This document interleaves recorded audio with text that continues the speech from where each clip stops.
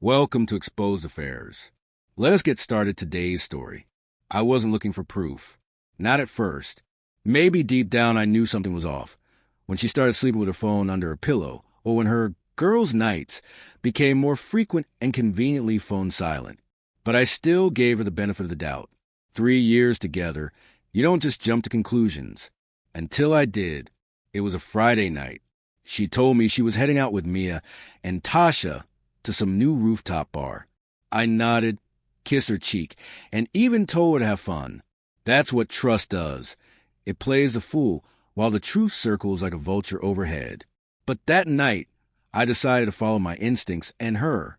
I borrowed my brother's car and tailed her downtown, careful to stay back.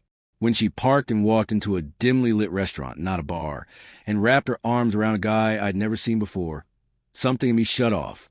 I took pictures, not for confrontation, for closure. But then I made the mistake of confronting her anyway. I waited till she got home, pretending I was half asleep on the couch. She was humming, smiling to herself, her lipstick smudged and her perfume different. I sat up. "You have fun with Mia and Tasha?" I asked. She blinked. "Yeah." "Why?" I held up my phone, showing her the pictures. Her with him. Her hand in his. Her kissing him outside before getting in his car.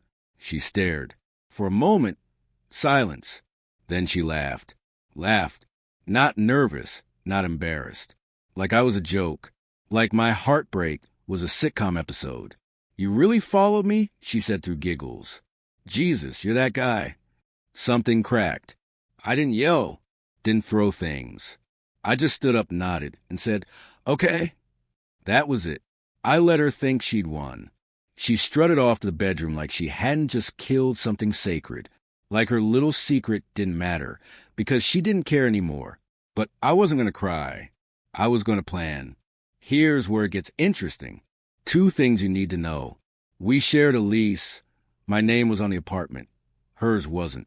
She had a big job interview coming up. One she'd been preparing for weeks. The kind of thing she bragged about to friends like it was already hers. So I waited 2 days, just long enough for her to relax again. And then I struck. She came home one evening to find her things packed in boxes at the front door. Locks changed. My lawyer cousin had made sure it was all legal. "What the hell is this?" she shouted. I handed her an envelope. Inside was a printed email. From me, to the company she was interviewing with. I didn't fabricate anything. Just shared a very real, very recent photo of her making out with her married regional director. Yes, I did my research. Even included the guy's name and LinkedIn. Just a concerned citizen, you know? Her face drained. "You didn't..." I nodded. "I did." She screamed at me, cried, tried to guilt me. But I didn't laugh. I didn't need to. She lost the interview. Of course. Word travels fast in that industry, especially when someone's personal mess could become professional liability. And the guy? He ghosted her. Shocker. Last I heard, she moved back in with her parents. And me? I moved on. Not bitter. Not broken. Just free. Sometimes payback isn't about rage or revenge. Sometimes it's just making sure they never forget who they underestimated. And she won. She tried to text me a week later. "Can we talk?" Deleted. Then, "I messed up. I didn't realize how much I hurt you until it was too late. I hate how things ended. I miss you."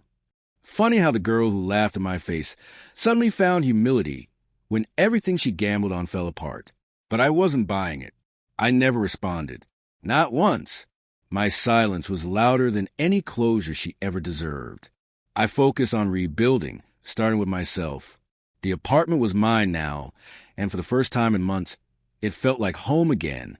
I replaced the sheet she picked out, tossed the scented candles I always hated but never said anything about, and repainted the living room walls from that awful millennial gray to something warm.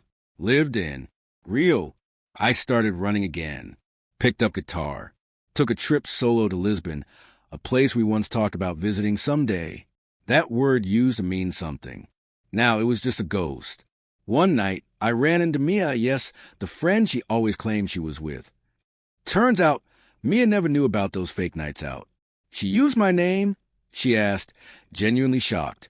All the time, I said. She's unbelievable, she muttered. You deserve better. You always did. I smiled. That meant more than she knew. Months passed. Healing isn't linear, but it's honest. I stopped checking her socials. Stopped wondering if she regretted it. The truth is, people like her don't feel regret the way the rest of us do. Not until it cost them everything. I saw her one last time, about 6 months later, at a coffee shop downtown. She looked thinner, tired. That effortless confidence she once wore like armor was cracked. She noticed me, hesitated, then walked over. "Hey," she said, softly, almost like an apology. "Hey, I just wanted to say I'm sorry. For everything." I looked at her. Really looked. "You're not sorry," I said. "You're just living with the consequences." She blinked, clearly not expecting that.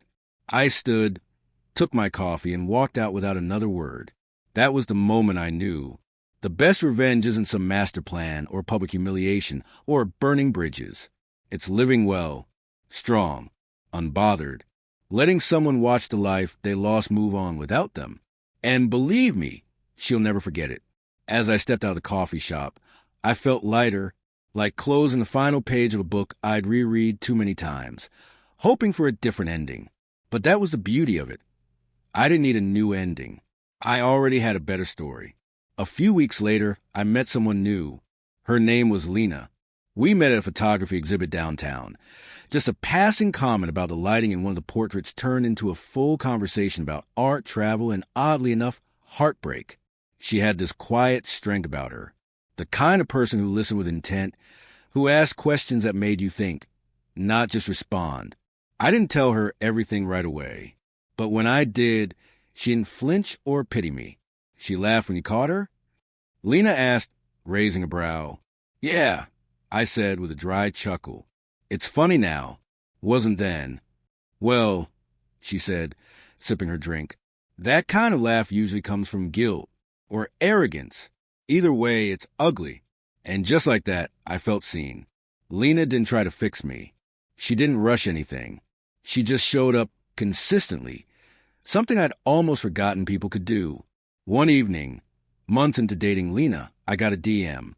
Her, "Still think about you sometimes. Hope you're happy." I stared at it, not angry, not tempted, just tired.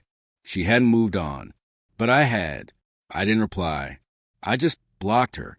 No drama, no announcement, just peace. Now, Lena and I just moved into a new place together. Nothing fancy, but it's ours. No ghosts, no secrets. Just laughter that's genuine, shoulders that stay, and love that doesn't make you question your worth.